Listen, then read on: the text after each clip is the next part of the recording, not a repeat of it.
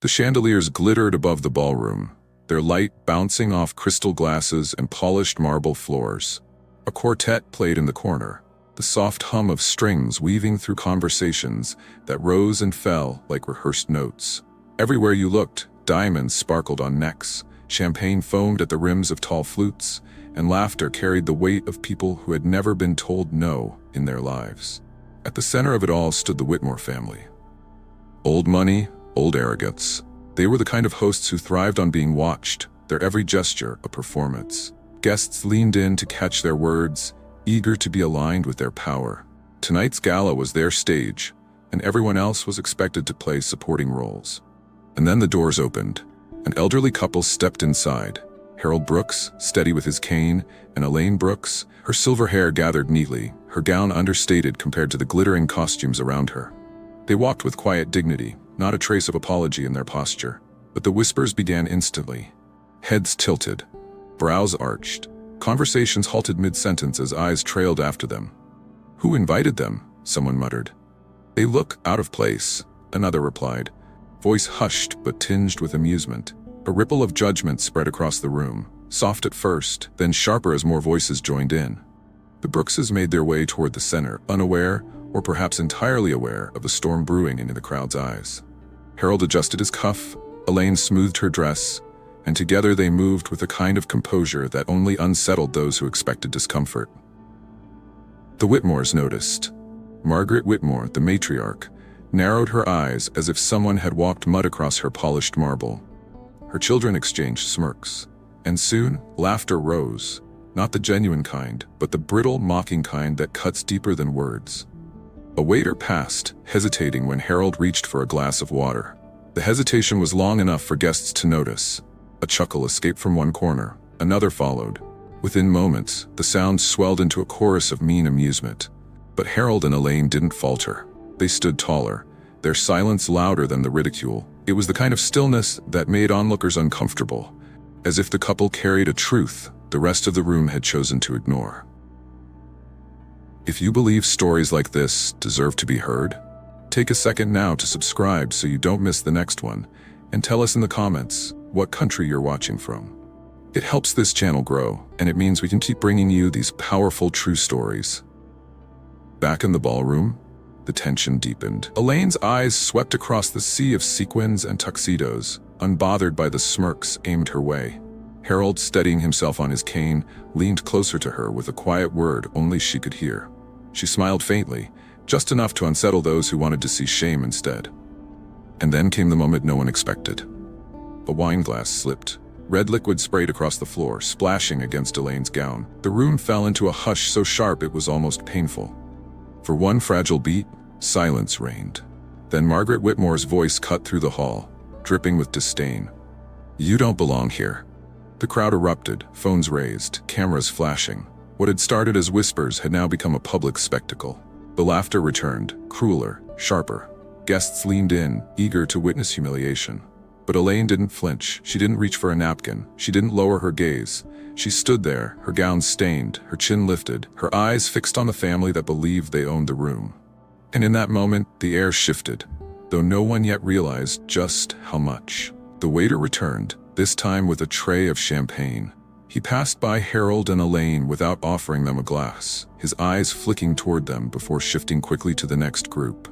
When Harold extended his hand, the young man froze as though unsure whether the couple belonged on the receiving end of service. Margaret Whitmore's thin smile widened at the hesitation. "Don't trouble yourself," she called across the room, her voice carrying over the music. "They know where the kitchen is." The remark landed like a stone tossed into still water, rippling through the crowd. A few guests chuckled behind jeweled hands.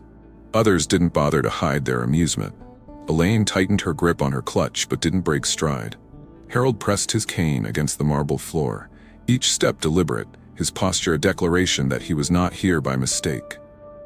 But the whispers kept spreading. Did they wander in with the staff? "Look at her gown, it must be last season. They're so bold to come here without an invitation." The cruelty wasn't shouted, but it didn't need to be. Every phrase carried enough venom to sting. The older couple moved deeper into the room, their presence drawing eyes the way fire draws moths. Except this crowd wasn't captivated, they were entertained. Brandon Whitmore, half drunk already, leaned against the bar, watching Harold with the lazy grin of a man who had never faced consequence. "Careful with that cane, old man," he called out, voice booming over the clinking of glasses. "We wouldn't want you scratching the floor." Laughter rolled across the ballroom. Phones rose higher. Screens glowed as guests began recording, eager to capture every second of the intrusion. In the flicker of camera lights, the couple stood like statues, silent and unyielding. Elaine's eyes lingered on the chandeliers above, as if drawing strength from their brilliance. Harold adjusted his jacket, his expression firm, his silence speaking more than any rebuttal could. Their refusal to flinch only fueled the Whitmores' performance. Margaret stepped forward, pearls gleaming against her gown. Her voice was sharp enough to slice through the music. "I don't know who told you this was an open event," she said, her gaze fixed on Elaine, "but people work here, dear. If you're lost, the staff entrance is through the back." A murmur of agreement rippled. The implication was clear. Their skin, their age, their modest attire, everything about them, in the Whitmores' eyes, screamed that they did not belong.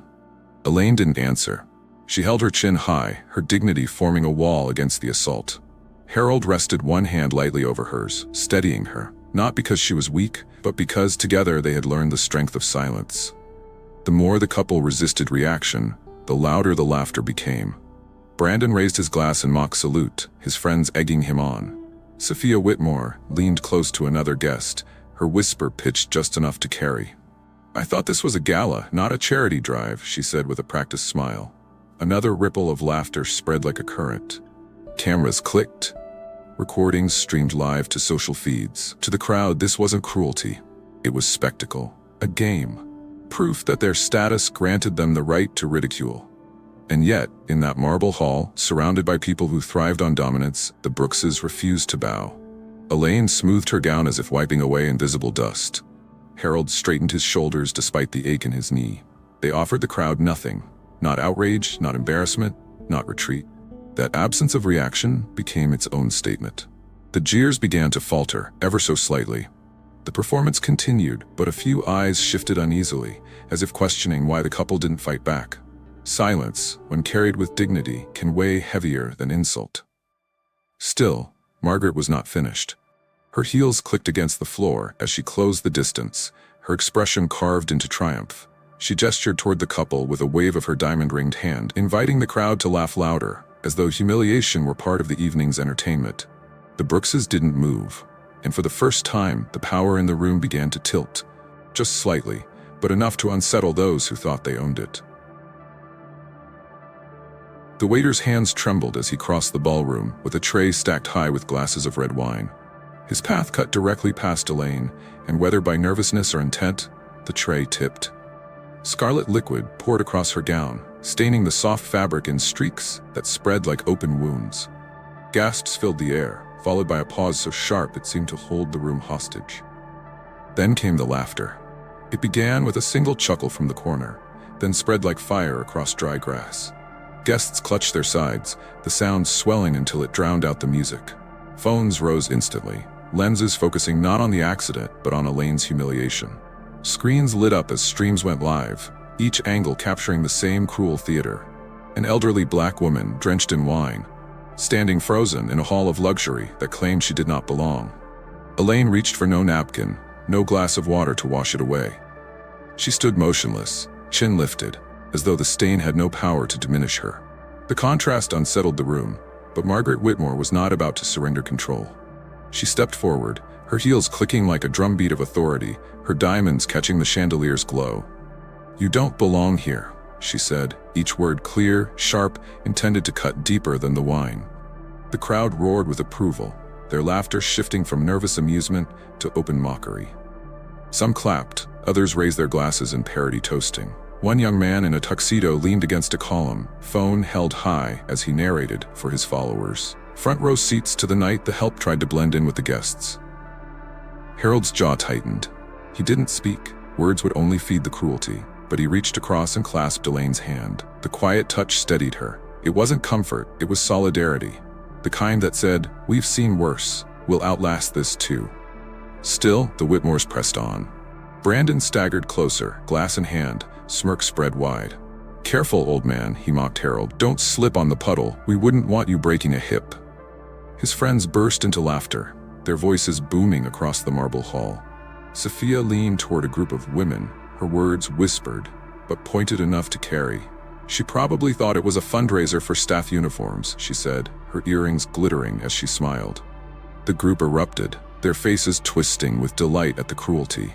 Every insult added fuel to the spectacle. Guests pushed forward, eager to record, to capture shame as if it were entertainment. The couple was no longer people in their eyes. They were props in a drama staged for the Whitmores' amusement. And yet, Elaine did not move. The wine clung heavy to her gown, but her stillness weighed heavier. She looked directly at Margaret, her calm gaze refusing to bow to the venom hurled at her. The silence she carried pressed back against the noise, though no one wanted to admit it.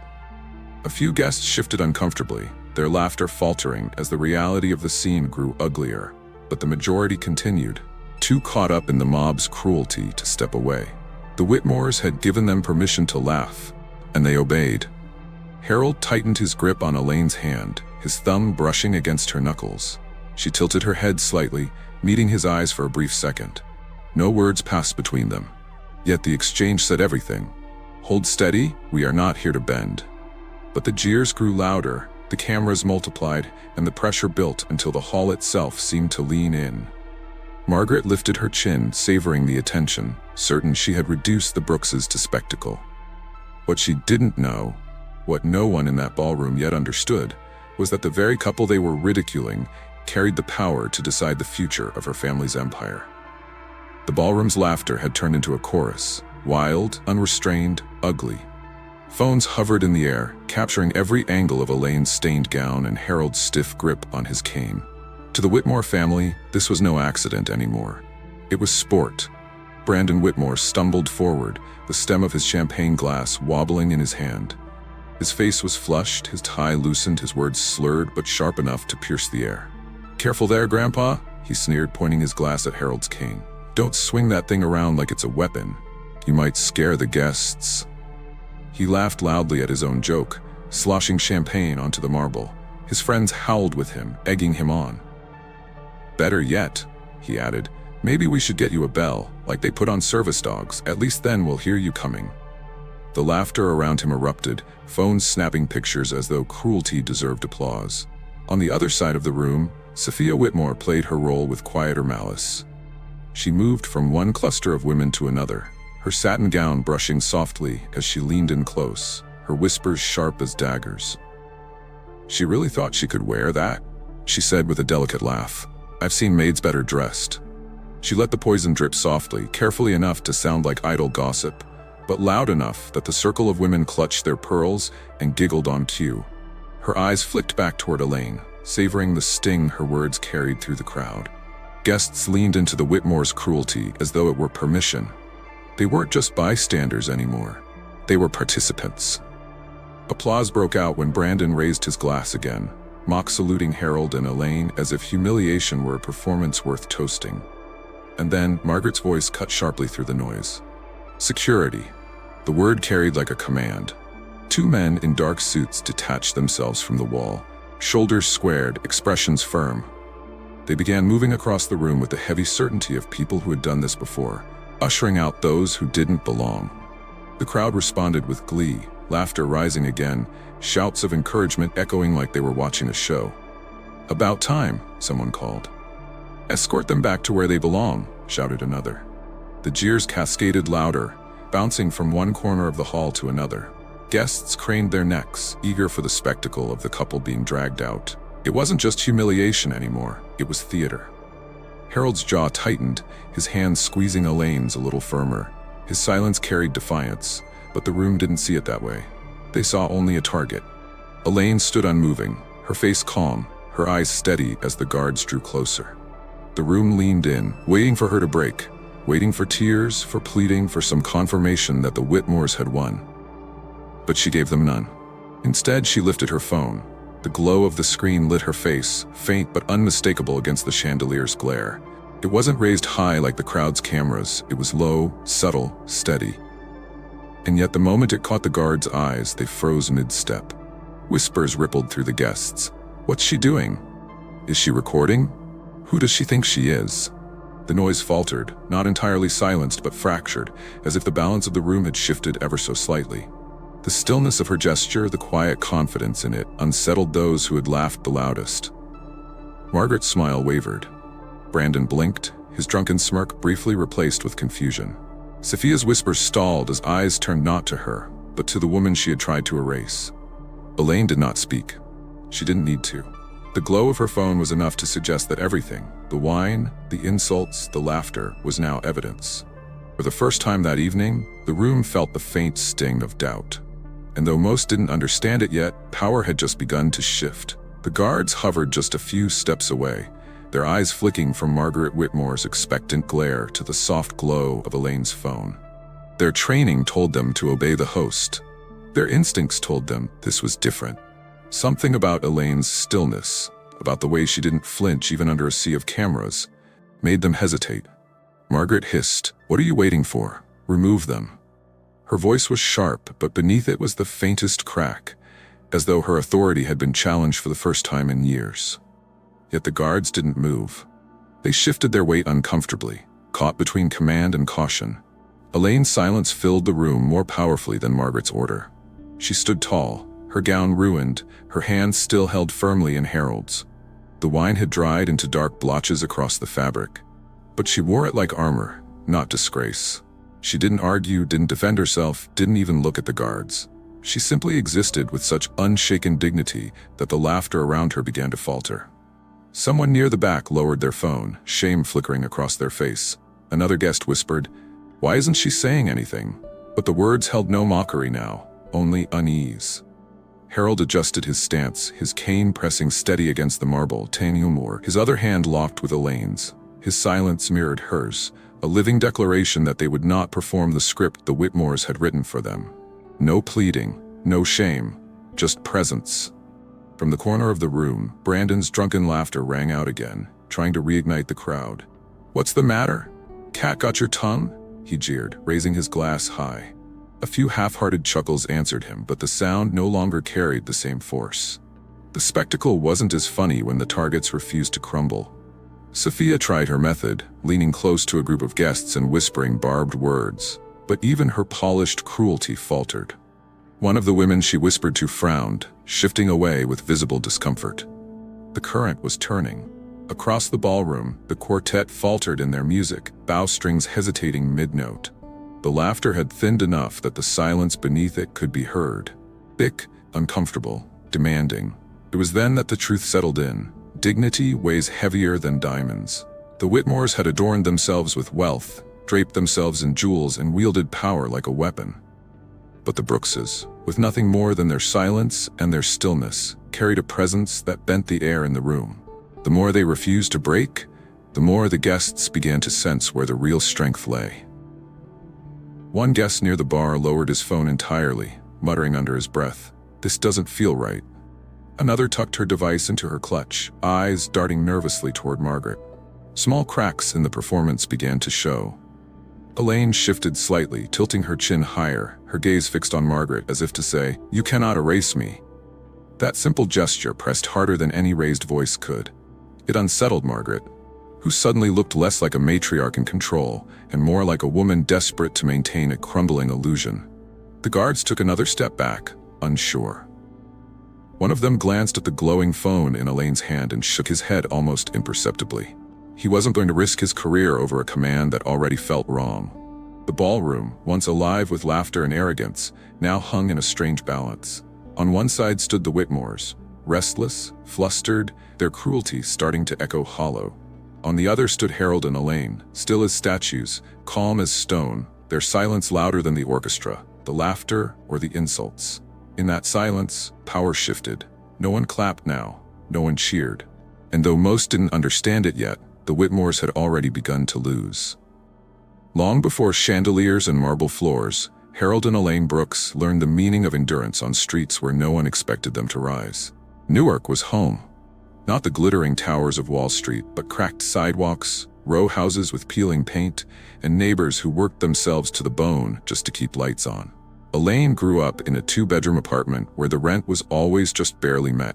Her mother worked double shifts as a nurse. Her father repaired cars in a garage that smelled of grease and exhaustion.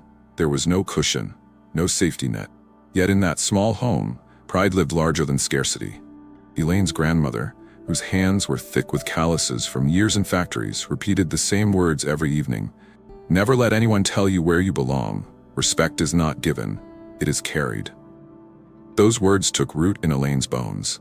At school, she was often overlooked, mistaken for someone's aide when she walked into advanced classes. Teachers doubted her, classmates mocked her shoes, and doors seemed locked before she even touched them. But Elaine refused to bend. She studied harder, graduated top of her class, and won scholarships that opened lecture halls where she was the only black woman in the room. Professors mispronounced her name, peers asked if she was lost on the first day of class, but she never flinched. Each insult became fuel. Harold's beginnings mirrored hers in struggle. His father worked nights as an accountant, his mother ran a corner store. Their savings often stretched too thin. Numbers came easily to Harold, but opportunity did not. He was told banking was not for people like him. He was told to keep expectations modest. Still, he spent long nights teaching himself the language of finance, poring over borrowed textbooks, seeing patterns where others only saw chaos. The two met not at a gala or charity ball, but in a modest community business forum, where ideas mattered more than appearances. Elaine spoke about rebuilding neighborhoods no one wanted. Harold spoke about reviving banks no one trusted. Their vision aligned instantly. Rebuild what others abandoned. Breathe life where others only saw profit to strip. Together, they bought their first property, a block of forgotten buildings riddled with graffiti and broken windows. Developers had dismissed it as worthless, but Elaine saw homes. Harold ran the numbers, Elaine negotiated the contracts, and brick by brick, they transformed it into affordable housing that restored dignity to the families who moved in. Within 3 years, its value tripled. That was only the beginning. Their portfolio grew into hundreds of properties, then factories, then logistics hubs. While others fled communities deemed too risky, the Brookses leaned in. They invested in renewable energy, job-creating plants, and emerging technologies ignored by the mainstream. Every deal carried their fingerprint. Rebuild, restore, create opportunity where prejudice had denied it. And though their empire grew into Brooks Global, now valued at over $100 billion, Harold and Elaine never wore their wealth as armor. They never needed to flaunt it. To them, success was not measured in jewels or marble foyers, but in the jobs created, the families rehoused, the dignity restored to communities left behind. Still, wealth could not insulate them from racism. Elaine had been mistaken for staff in her own boardroom. Harold had been asked to wait outside conference rooms while younger, less qualified white men were ushered in. They had been insulted, dismissed, diminished, even as their names commanded respect in global markets. What kept them steady was the same truth Elaine's grandmother had taught. Dignity was carried, even when the world tried to strip it away.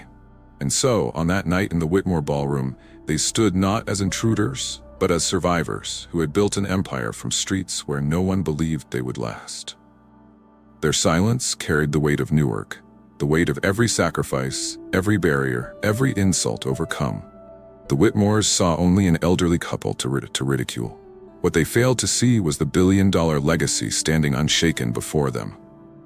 For all the grandeur that sparkled in the Whitmores' ballroom, the chandeliers, the marble, the glittering gowns, their empire was not what it appeared. Behind the polished facade lay cracks too wide to ignore. Charles Whitmore, patriarch of the family, knew those cracks better than anyone.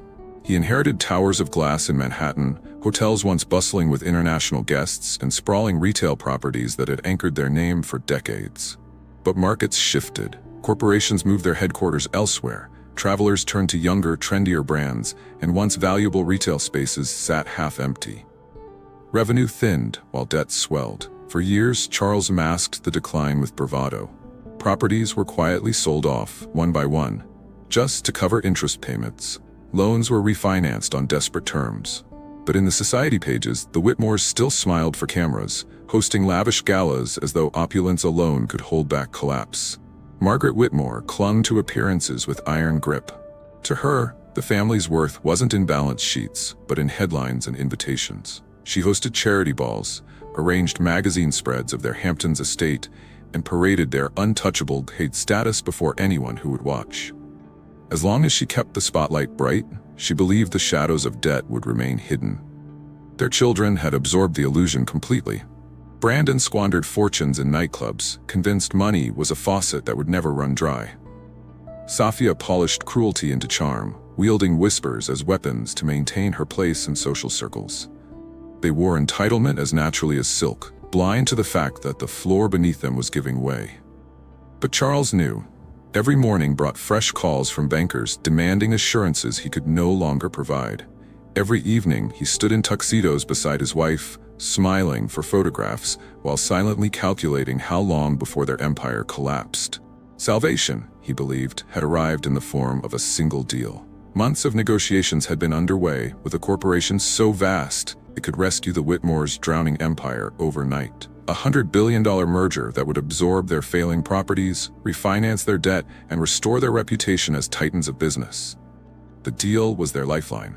Without it, the Whitmore name would wither under the weight of bankruptcy. But here was the irony. Not one person in that glittering ballroom recognized who Harold and Elaine Brooks truly were. To the Whitmores, they were intruders. To the guests, they were outsiders to be mocked, dismissed, and recorded as entertainment. No one in that hall seemed to know that Harold and Elaine were not just guests. They were the very deal-makers whose signatures would decide the Whitmores' future. Brooks Global, the empire the couple had built from nothing, was the corporation holding the Whitmores' fate in its hands. The $100 billion merger that Charles Whitmore prayed would save him depended on their approval. And yet, in that marble room, drenched in humiliation, Harold and Elaine listened to laughter erupt around them, watched phones rise to capture their shame, and endured the jeers of a family too blind to see who stood before them. The crowd mocked their attire, their age, their presence. They saw only a couple to ridicule.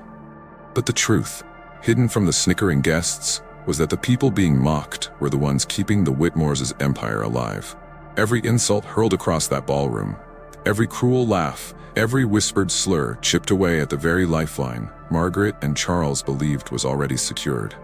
The deal that could save them was standing silently in the room, taking note of every humiliation. And soon, the Whitmores would learn just how fragile their power really was. Charles Whitmore stepped forward at last, adjusting his tuxedo jacket as if that small gesture could reassert control. His face was stiff, his smile brittle, but his voice carried the practiced ease of a man who had spent his life smoothing over disasters with charm. "Ladies and gentlemen," he said, lifting his glass, "let's not make too much of this. A little laughter never hurt anyone. We're all among friends here." The words rang false. Guests who had just been howling with delight now shifted uncomfortably, their laughter faltering in the wake of his attempt at humor. Charles pressed on anyway, determined to bury the cruelty under a blanket of banter. "No harm meant," he added, forcing a laugh. "Perhaps our guests misunderstood the tone. Margaret does get carried away sometimes." His hand brushed lightly against his wife's shoulder, but Margaret stood rigid, her eyes locked on Elaine with undisguised disdain. It was the kind of dismissal Harold and Elaine had heard their whole lives. Racism minimized, insults brushed aside as jokes, prejudice softened into palatable excuses, and in most rooms, silence might have been the only option. But not tonight.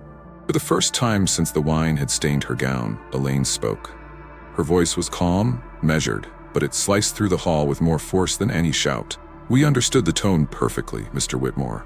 The crowd froze. The orchestra's bows hung motionless over strings. Even Brandon's drunken grin faltered. Elaine took a single step forward, the glow of her phone steady in her hand.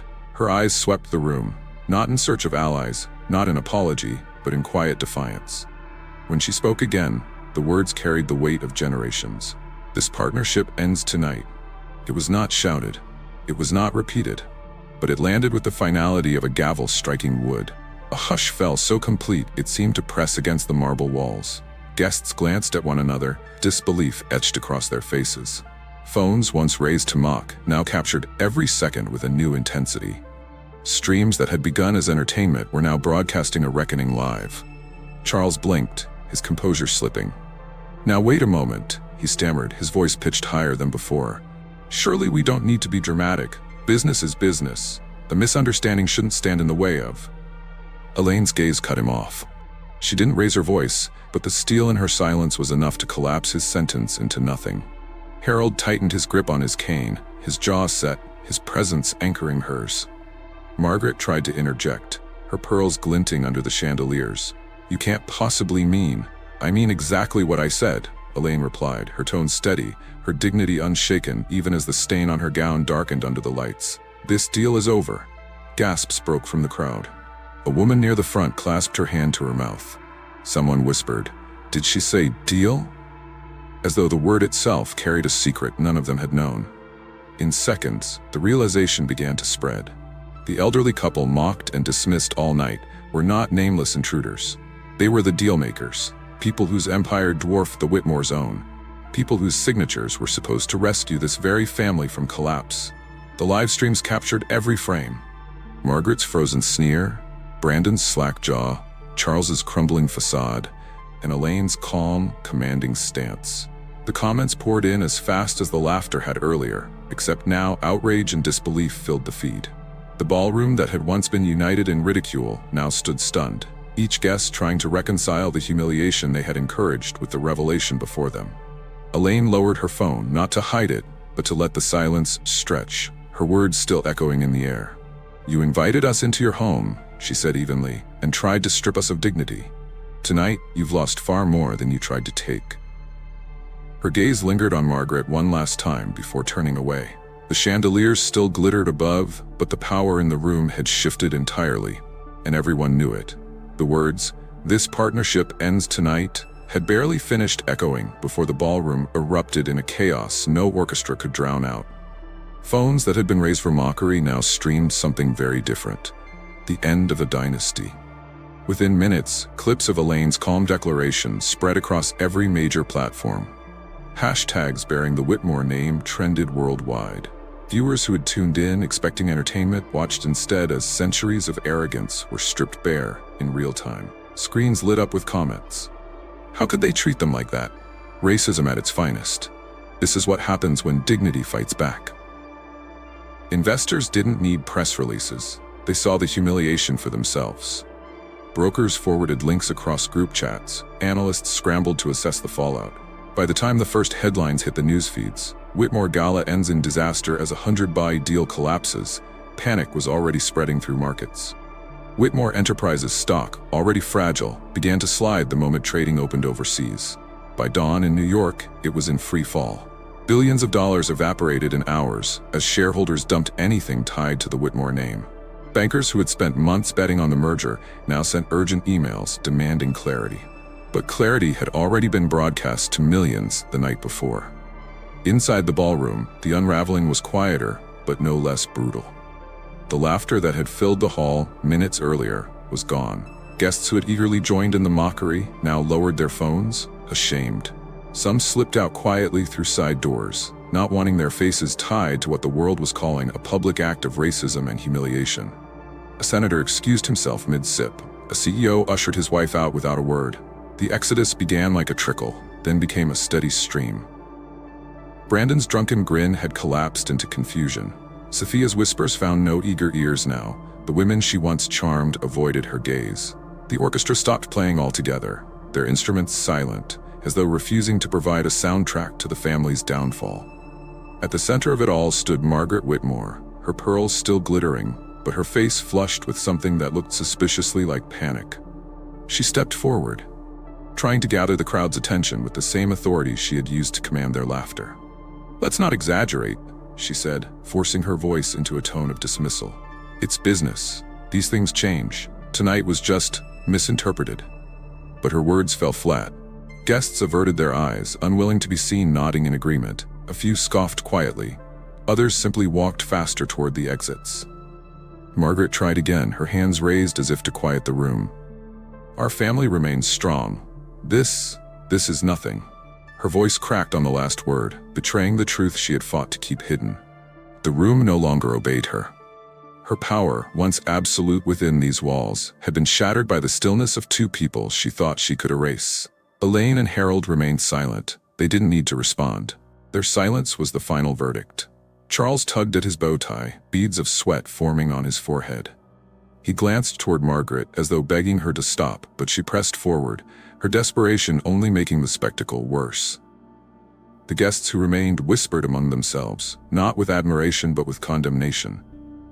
They humiliated the wrong couple. Did you hear her? The deal is gone.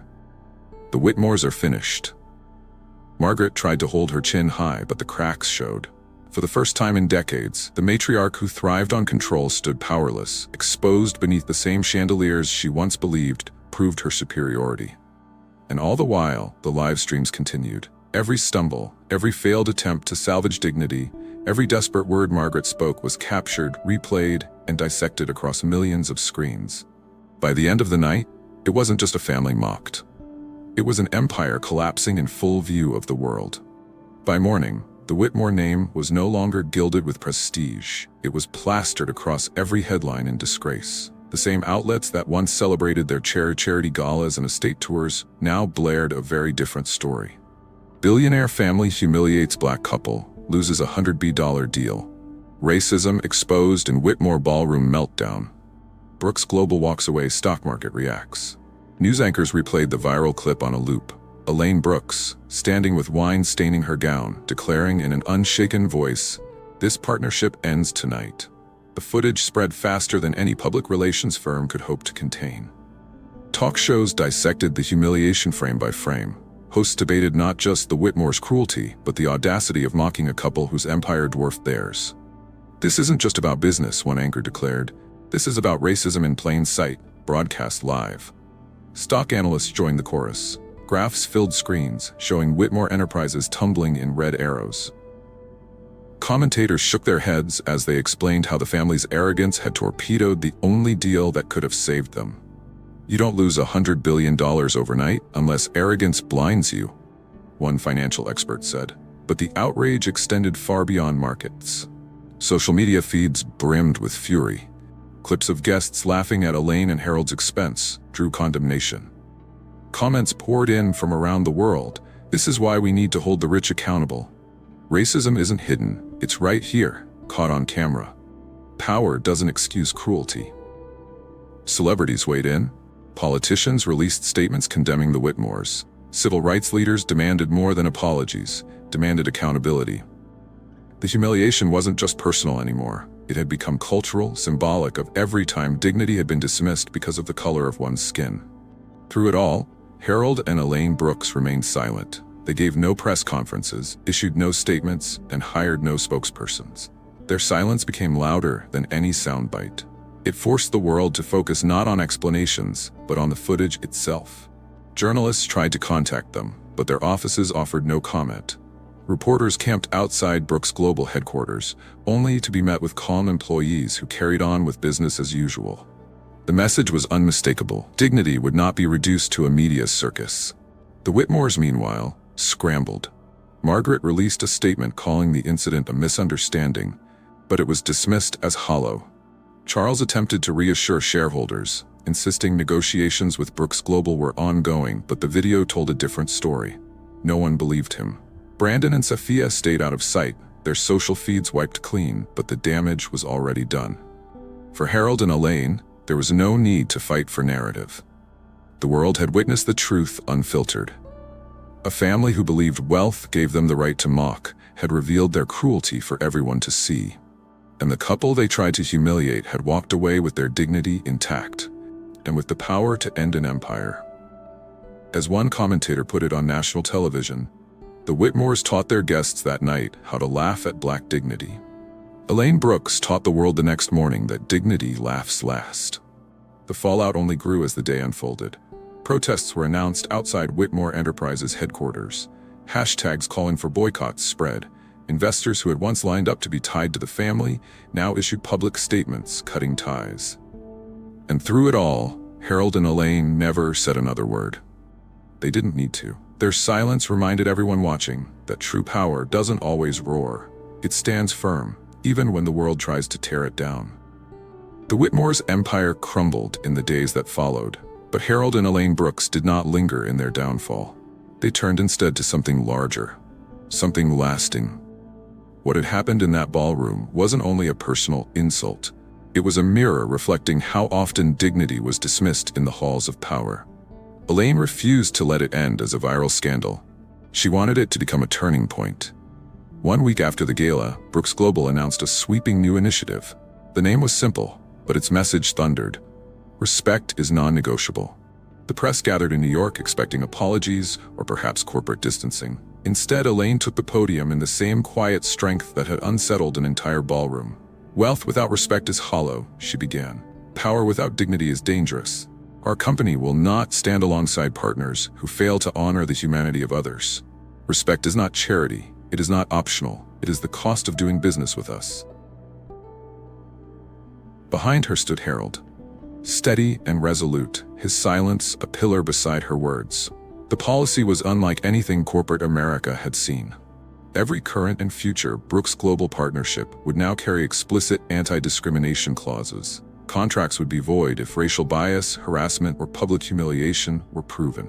Anonymous reporting systems would be created within every joint venture, giving workers the power to speak out without fear. Mandatory diversity and equity training would be built into boardrooms, not just lower ranks. Some companies balked, nervous at the thought of binding accountability to billion-dollar agreements. But Elaine was immovable.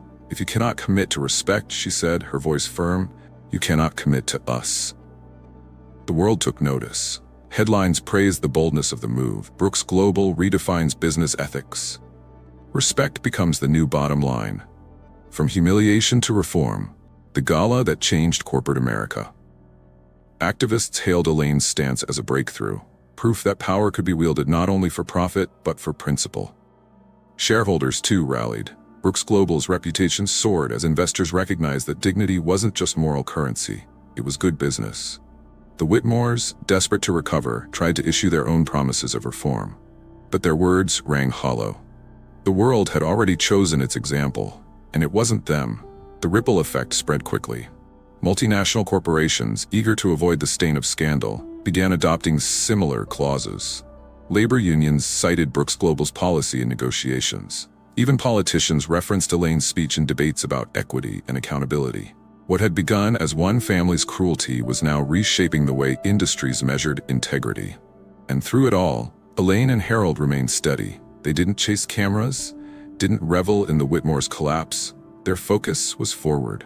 They had seen too many times how racism was excused, softened, disguised as banter. Now they had the power to ensure it would carry a cost. Maya's reflection closed the loop. Dignity weighs heavier than diamonds. The Brookses had walked into a room designed to humiliate them and left with the strength to change an entire system. Their silence had spoken louder than the Whitmores' laughter, and their response had turned mockery into reform. One gala, one moment of arrogance, had become the seed of a new standard. Respect was no longer negotiable. It was law. Written not in marble or glass, but in the contracts and commitments that shaped the future of business. And in that truth lay the greatest victory of all. The chandeliers still hung above the Whitmores' ballroom, but the glow that once symbolized control now belonged to another story. The night had ended, not in triumph for the wealthy family who believed they owned the room, but in a quiet revolution, led by two people who refused to bow. Harold and Elaine Brooks did not raise their voices. They did not demand apologies or force explanations. Their calm had been their shield, their silence, their weapon. And in the end, dignity proved more powerful than diamonds. What began as a family's mockery ended as a nation's lesson. The world had watched in real time as arrogance collided with grace. They had seen the laughter, the jeers, the open cruelty of people who measured worth by skin and pedigree. And they had seen it undone by two figures who never needed to boast about their wealth or power. Their stillness spoke louder than the crowd's cruelty, and their words, few but firm, reshaped history. In the days that followed, corporate leaders whispered about the Brooks Standard. Civil rights activists called it a turning point. Politicians echoed Elaine's declaration that respect could no longer be treated as optional. Across industries, companies rushed to implement safeguards, not out of charity, but because they understood what the world now demanded. But the true power of that night was not in the policies that followed. It was in the reminder that even in a room designed to humiliate, dignity cannot be stripped away unless it is surrendered. Harold and Elaine had stood motionless while the world mocked them, and in their refusal to bend, they bent the world instead. For the Whitmores, the fall was steep. Their empire collapsed under the weight of its arrogance, their legacy reduced to a cautionary tale. But for Harold and Elaine, their legacy grew into something larger than wealth. They became symbols, not of vengeance, but of perseverance, of what it means to hold steady when the world demands submission. This story isn't just about one family losing a deal. It is about every room where prejudice pretends to own the floor. It is about every insult disguised as a joke, every dismissal excused as banter, every hand raised to strip dignity, and every quiet stand that refuses to let it happen. And so, the echo of that night continues. Not just in contracts signed or policies changed, but in the unshaken truth that dignity is power. If you had been in Elaine or Harold's place, what would you have done? Would you have stayed silent, or spoken, or walked away? Share your thoughts below. I want to hear your voice. And don't forget to like this video, subscribe for more stories that matter, and drop your country flag in the comments so we know where you're watching from. Because remind us all, respect is not a gift. It is owed. What began as humiliation ended as history. And in that history lies a lesson for us all, one that will echo long after chandeliers dim and laughter fades.